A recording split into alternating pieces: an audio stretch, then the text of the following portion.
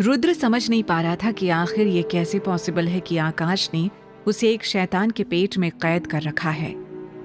अभी वो अपनी सोच में गुम ही था कि तभी उसे टेलीपैथी के जरिए एनी की हल्की हल्की आवाज सुनाई देने लगी। उसने चौंकते हुए ध्यान लगाया। एनी टेलीपैथी के जरिए रुद्र से कांटेक्ट करने की कोशिश कर रही थी। उसकी आवाज कमजोर थी लेकिन साफ थी। भाई मैं एक कार में बंद हूं। ये कार खुद ब खुद चल रही है लेकिन मैं कहीं पहुंच नहीं पा रही हूं। ऐसा लगता है जैसे मैं किसी लूप में फंस गई हूं भाई। वही रास्ते बार बार दोहराए जा रहे हैं। एनी की परेशानी भरी आवाज सुनकर रुद्र एकदम से परेशान हो गया। वो बेचैनी से अपने हाथों को मोड़ते हुए इधर उधर टहलने लगा। उसे समझ नहीं आ रहा था कि एनी को कैसे बचाए। उसकी टेलीपैथिक आवाज धीरे धीरे कमजोर होती जा रही थी और रुद्र का दिल तेजी से धड़कने लगा था। उसने खुद से कहा, यह आकाश का जाल है। वो उसे किसी इल्यूजन में फंसा कर कहीं दूर ले जा रहा है। लेकिन अपनी सारी कोशिशों के बावजूद भी रुद्र एनी का सही पता लगाने में नाकाम हो रहा था। तभी उसे कामरा की याद आई। उसने खुद से कहा, हाँ, कामरा जरूर एनी का पता लगा सकता है। यह ख्याल आते ही उसने फौरन कामरा से कांटेक्ट किया। कामरा यक्ष कम्युनिटी का एक बेहद ताकतवर और माहिर यक्ष था और उसे ऐसी सिचुएशंस में मदद करने के लिए जाना जाता था। कुछ ही पलों में कामरा उसके सामने हाजिर हुआ तो रुद्र ने बेचैनी से कहा, कामरा, मेरी बहन को आकाश ने फंसा लिया है। मुझे उसकी लोकेशन का पता लगाना है। कामरा ने उसकी बात ध्यान से सुनी और उसकी आंखें चमक उठी। उसने पूरे कॉन्फिडेंस से कहा, मैं अपनी पूरी शक्ति का इस्तेमाल करूंगा। मुझे थोड़ा वक्त दीजिए। दूसरी तरफ रक्षिता पिछले कुछ दिनों से अपने काम में इतनी बिजी थी कि उसे रुद्र से ठीक से बात करने तक की फुर्सत नहीं मिली थी। मगर अब जैसे ही उसने अपना प्रोजेक्ट खत्म किया वैसे ही उसे सबसे पहले रुद्र का ही ख्याल आया। उसने बेहद खुशनुमा अंदाज में रुद्र को कॉल किया ताकि दोनों कहीं डेट पर जाकर एक साथ टाइम स्पेंड कर सके। उधर एनी के लिए परेशान रुद्र ने कॉल पिक करते हुए कुछ उलझे हुए अंदाज में हेलो कहा, जिसे सुनकर रक्षिता ने कुछ चौंकते हुए पूछा, क्या हुआ रुद्र, तुम कुछ परेशान दिख रहे हो? तब रुद्र ने कहा, हाँ, बात ही कुछ ऐसी है। समझ में नहीं आता कि आकाश से कैसे पीछा छुड़ाया जाए। वो एक के बाद एक मुसीबतें खड़ी करता जा रहा है। आकाश का जिक्र आते ही रक्षिता ने जल्दी से कहा, क्यों, अब क्या कर दिया है आकाश ने?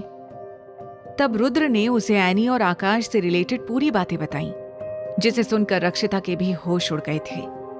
रक्षिता ने फिर पूछा, मुझे बताओ तुम कहाँ हो रुद्र, मैं भी तुम्हारे साथ जाना चाहती हूँ। रुद्र ने यह सुनकर कुछ झुंझलाए हुए अंदाज में कहा, रक्षिता, ये सरासर बेवकूफी होगी। तुम्हें अच्छी तरह से पता है कि आकाश ऐसे ही किसी मौके की तलाश में रहता है। तुम्हारा अभी घर पर रहना ज्यादा सेफ है, वरना क्या पता मैं इधर एनी को बचा रहा होऊंगा और उधर आकाश फिर तुम्हारे लिए कोई जाल बुन दे। रक्षिता ने रुद्र की बात समझ तो ली, लेकिन वो अब भी परेशान थी कि वो काश किसी तरह से रुद्र की मदद कर पाती। उसने कुछ बुझे हुए लहजे में कहा, ओह रुद्र, कभी कभी तो मुझे लगता है कि हम इस आकाश के चुंगल से कभी निकल भी पाएंगे या नहीं। तब रुद्र ने एकदम कॉन्फिडेंट होकर कहा, नहीं रक्षिता, आकाश और उसकी ये चाल कभी ना कभी तो खत्म होकर रहेगी। अब इसके लिए चाहे मुझे कुछ भी करना पड़े। ये और बात है कि यक्ष होने की वजह से जिस तरह मुझे कभी मारा नहीं जा सकता, उसी तरह आकाश को भी नहीं मारा जा सकता। लेकिन अब मुझे उसे हमेशा हमेशा के लिए कैद करने का कोई ना कोई उपाय तो ढूंढना ही पड़ेगा, और वो मैं जल्द ही ढूंढ कर रहूंगा। अभी वो रक्षिता से बात कर ही रहा था कि तभी कामरा वहां पर आ पहुंचा। उसे देखते ही रुद्र ने फौरन रक्षिता से कहा, अच्छा रक्षिता, अब मैं रखता हूं। शायद कामरा ने एनी की एग्जैक्ट लोकेशन पता कर ली है। रक्षिता ने जवाब में कहा, ओके रुद्र, बस अपना ख्याल रखना और एनी को सेफली वापस लेकर लौटो। मैं भगवान से प्रार्थना करूंगी। Love you, bye. कहकर रक्षिता ने कॉल कट कर दी, जबकि उसका मन अभी भी रुद्र के बारे में ही सोचे जा रहा था। उधर लक्ष्य एक हाई प्रोफाइल पार्टी में गया हुआ था। पार्टी के शोरगुल और रोशनी के बीच उसे अचानक स्मृति नजर आई। वो कुछ दूरी पर खड़ी थी। उसकी आंखें अजीब तरीके से चमक रही थीं। लक्ष्य ने तुरंत उसके पास जाने का फैसला किया।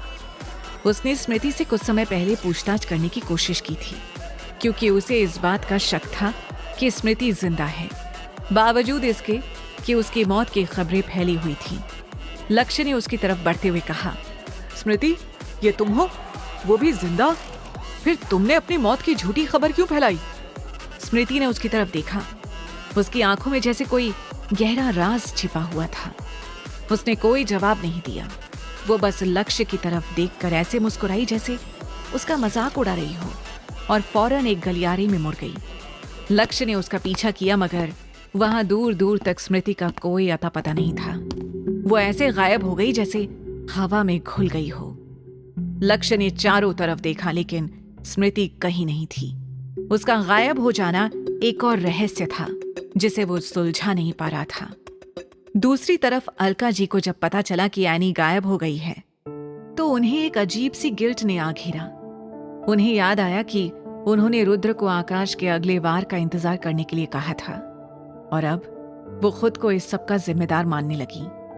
वो खुद को लगातार कोसे जा रही थी। ये सब मेरी गलती है। अगर मैंने रुद्र को पहले ही चेतावनी दी होती तो आज एनी सेफ होती। कहते हुए उनकी आंखों से आंसू बहने लगे। उनकी एक छोटी सी गलती की वजह से आज एनी इतनी बड़ी मुसीबत में फंस गई थी। ये एहसास उन्हें चैन नहीं लेने दे रहा था। जबकि उधर कामरा रुद्र के सामने खड़ा था और उसने रुद्र को बताया कि दरअसल वो एक गुफा में है जो शैतान का पेट के नाम से जानी जाती है। कामरा ने सारी डिटेल्स बताने के बाद कहा, एनी वहीं कैद है। अब हमें जल्द से जल्द वहां पहुंचना होगा। रुद्र ने गुस्से से अपनी मुट्ठियां भींच ली और बोला, इस बार आकाश को कोई चाल चलने का मौका नहीं दूंगा। अब हमारी लड़ाई फाइनल होगी। उसे पता चलेगा कि उसने कितनी बड़ी गलती की है। कहते हुए रुद्र की आवाज में बेहद सख्ती थी। उधर रक्षिता अपने कमरे में लेटी हुई रुद्र के बारे में सोच रही थी कि तभी उसके फोन पर एक अजीब सा मैसेज आया। मैसेज में एक धुंधली सी तस्वीर थी। तस्वीर में कुछ भी साफ साफ दिखाई नहीं दे रहा था, लेकिन गौर से देखने पर उसे समझ आ गया कि तस्वीर में रुद्र किसी लड़की के साथ था और उस पर एक लाइन लिखी हुई थी, वो तुम्हें धोखा दे रहा है। रक्षिता ने उस तस्वीर को कई बार देखा और उस नंबर को भी पहचानने की कोशिश की, लेकिन उसे कुछ भी समझ में नहीं आ रहा था। उसने उलझे हुए लहजे में खुद से कहा, यह मैसेज आखिर मुझे किसने भेजा होगा? और क्या इसके कहने का यह मतलब है कि रुद्र मुझे धोखा दे रहा है? कहीं ये आकाश का कोई नया खेल तो नहीं है, या फिर कोई और है जो मुझे रुद्र से दूर करने की कोशिश कर रहा है? इस मैसेज ने रक्षिता की उलझन को और बढ़ा दिया। उसके दिल में ख्याल आया कि वो इस मैसेज को रुद्र को फॉरवर्ड करके इस तस्वीर के बारे में पूछे, लेकिन उसने खुद को रोक लिया। इस वक्त रुद्र को नई उलझन में डालना बेवकूफ़ी होगी। एक बार वो एनी को सही सलामत लेकर आ जाए तो फिर इस तस्वीर के बारे में भी पूछ लूंगी। ये कहते हुए रक्षिता ने खुद को रोक तो लिया था, लेकिन वो काफी देर तक बस उस तस्वीर को ही घूरती हुई उसमें मौजूद दूसरे शख्स को पहचानने की कोशिश करती रही, जो कि एक लड़की थी। दूसरी तरफ सारी तैयारियों के बाद रुद्र ने कामरा से कहा, अब हमें निकलना चाहिए कामरा। तुम मुझे उस जगह तक पहुंचा दो, फिर मैं देखता हूं कि ये आकाश मेरे चुंगल से कैसे बचता है। बस एक बार एनी को वहां से निकाल लूं, फिर आकाश के गुनाहों का भी हिसाब करूंगा।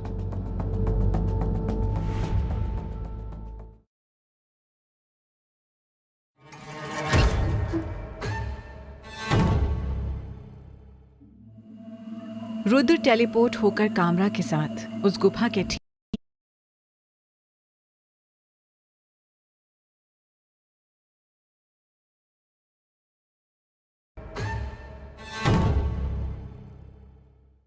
रुद्र समझ नहीं पा रहा था कि आखिर ये कैसे पॉसिबल है कि आकाश ने उसे एक शैतान के पेट में कैद कर रखा है। अभी वो अपनी सोच में गुम ही था कि तभी उसे टेलीपैथी के जरिए